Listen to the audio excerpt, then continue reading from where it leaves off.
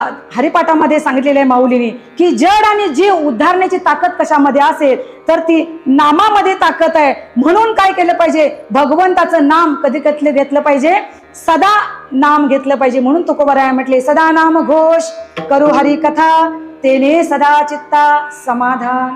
आता या ठिकाणी समाधान मनाला सांगितलं, बुद्धीला सांगितलं, अंतःकरण चतुष्टयापैकी चित्त नावाचा एक घटक आहे। आपले काका असे सांगत असतात की चित्त नावाचा जो घटक आहे अंतःकरण वृत्तीमधला, त्याचा स्वभाव असा आहे, त्यांना एखादा जर पदार्थ जीवाच्या किंवा स्वतःच्या आवडीचा जर पकडला तर सहसा तो सुटत नाही। म्हणून आत्मानंद हा विषय कुणाचा व्हावा तर चित्ताचा व्हावा।